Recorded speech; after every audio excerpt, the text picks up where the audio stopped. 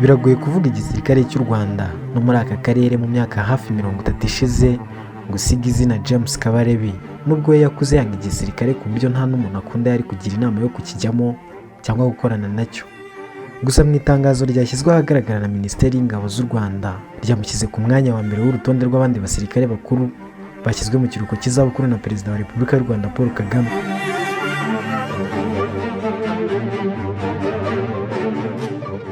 Kuri uyu munsi tugiye kubagezaho amateka ya General James Kabarebe, wabaye umusirikare w'igitangaza. Icyo usabwa nta kindi ni ugukora subscribe kuri iyi Mupama Media TV, ibiganiro byiza nk'ibi ukajya ubibonera ku gihe. Nawe njye ugiye kukibagezaho, ndi Fabrice Urwibutso.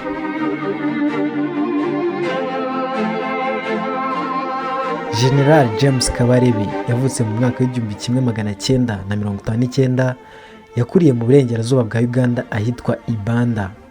Yize amashuri abanza muri Kiamate Primary School giherereye mu burengerazuba bwa Uganda.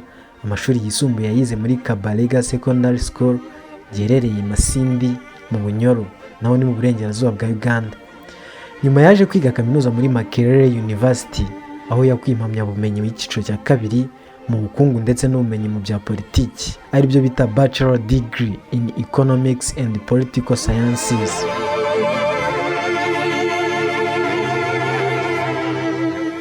General James Kabarebe yabaye umusirikare udasanzwe mu mateka, aho yabaye umugaba w'ingabo mu bihugu bibiri bitandukanye. Nubwo nta bushakashatsi ku mateka burabyemeza, ariko bamwe bemeza ko nta handi hantu biraba ku isi.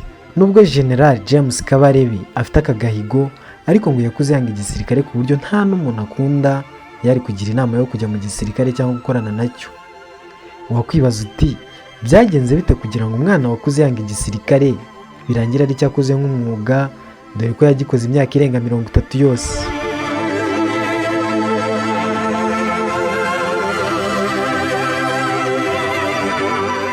Ubundi ngo kwanga abasirikare byavuye ku myitwarire mibi abasirikare bo muri Uganda bagiraga, ndetse n'urwango rwabo ngo noneho byagera ku banyarwanda bakabanga urunuka. Urwango igisirikare cya Uganda cyari gifitiye abanyarwanda akiri umwana rubara nkaho yarukorewe, ari narwo rwatumye General James Kabarebe yanga igisirikare. Kuko yiga mu mashuri yisumbuye yigeze kwigirwaho kurasa n'abasirikare 3 bari bamubonye anyuze aho bari bicaye bari gukina amakarita banywa na byeri. General James Kabarebe yavuze ko yitambukiraga avuye gushaka udufaranga, anyura ku basirikare 3 ba leta ya Uganda bakina amakarita banamira kuri byeri. Ubundi batangira kumwigiraho kurasa, umwe akarasa rikagwa inyuma, n'undi akarasa rikagwa imbere ye. Akibona ko bashobora kuba bari kumwigiraho, yigiriye inama yo kutiruka kuko yumvaga niruka bari bumurase. Ubundi aravuga ati reka nigire umwana mwiza ngende gake gake. Abigenza atyo, agenda gake gake kugeza bacitse. Ibi byatumye yanga igisirikare ku buryo yumvaga nta mpamvu yatuma akora uwo mwuga.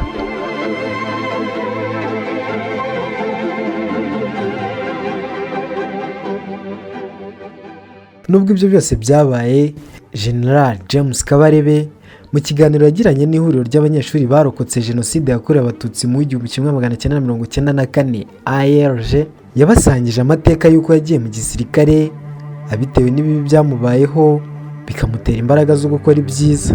Mu mwaka w'1983 nibwo General James Kabarebe yinjiriye mu gisirikare cya Uganda ku ruhande rwa Museveni, wari waragiye mu ishyamba mu 1981 mu rugamba rwo guhirika ku butegetsi Apollo Milton Obote, waranzwe na politike abaturage batishimiraga.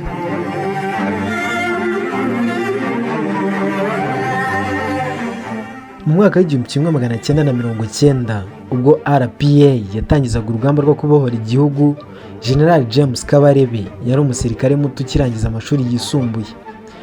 Nyuma yaho yaje kugirwa komanda w'umutwe wa High Command muri RPA.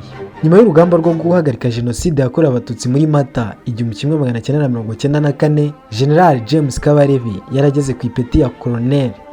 Nyuma y'urugamba rwo guhagarika Jenoside yakorewe Abatutsi muri Mata 1994, General James Kabarebe yarageze ku ipeti ya Colonel, akaba yari umwunganizi wa Major General Paul Kagame wari uyoboye urugamba.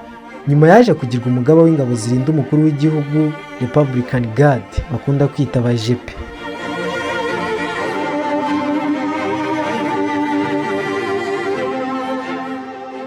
General James Kabarebe yabaye minisitiri w'ingabo kuva muri 2010 kugera 2018, naho kuva muri 2018 yavanwe ku mwanya wa minisitiri w'ingabo agirwa umujyanama wa perezida wa repubulika mu by'umutekano.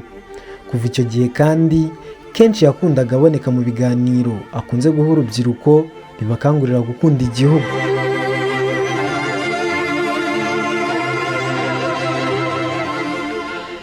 Bimwe mu byaranze ubuzima bwa General James Kabarebe hariho nuko yigeze kurwana n'intare akayitsinda. General James Kabarebe yavuze ko iby'iyi nkuru byatangiye mu mwaka w'1982 ubwo Milton Obote wari perezida wa Uganda yirukanaga impunzi z'abanyarwanda yangaga urunuka zari zarahungiye mu gihugu cye akazisaba gusubira mu Rwanda. Icyo gihe ngo byabaye ngombwa ko zitahuka, ariko zigeze mu Rwanda perezida Habyarimana Juvenal ahita azirukana azisaba gusubira muri Uganda. Icyo gihe zibuze aho zijya zagiye mu kagezi kitwa Akayanja zigumiramo. Icyo gihe abasirikare ba Habyarimana baje gusanga izo mpunzi zirimo na General James Kabarebe zibabwira ko batagomba kwinjira mu Rwanda kuko babitaga Abagande, ariko ku rundi ruhande Abanya-Uganda nabo bagahita babirukana babita Abanyarwanda. Icyo gihe ngo byabaye ngombwa ko umusirikare wo ku rwego rwa Caporal abwira izo mpunzi ko bagomba kuguma aho kuri ako kagezi, ko ngo ibihugu byombi byabanze ubwo n'Imana yabanze. Bimaze kuba mu gicuku, izo mpunzi zirimo na General James Kabarebe zarebye kujya muri Uganda zisanga barazica, zihitamo gukata ngo zice muri pariki y'Akagera kuko bari hafi yaho, hanyuma zirakata zinjira mu Rwanda. Icyo gihe aho bahingukiye baricaye bacana umuriro, bicaye nibwo baje guterwa n'intare yashakaga kubambura inka bari bafite. Burya ngo iyi ntare igiye gutera irabanza ikivuga. Iyo ntare ngo yarabanje irivuga baba barayumvise, nabo bahita bayitegura kuko bari bacanye n'umuriro mwinshi. Bagiye kubona babona iteruye inka ibacishije hejuru yijugunya nka hariya. Icyo gihe Kabarebe niwe wari mukuru muri bo kuko abandi bari bafite imyaka 14 na 15 y'amavuko. Mu kuvuga iyi nkuru kandi General James Kabarebe avuga ko bafashe inkoni barwana nayo ijoro ryose kugeza bayinesheje, kandi burya ngo guhangana nayo byoroshye cyane kuko usabwa guhagarara hamwe, kuko ngiyo usubiye inyuma gato niyo cyaba ikirenge kimwe yahita igufata.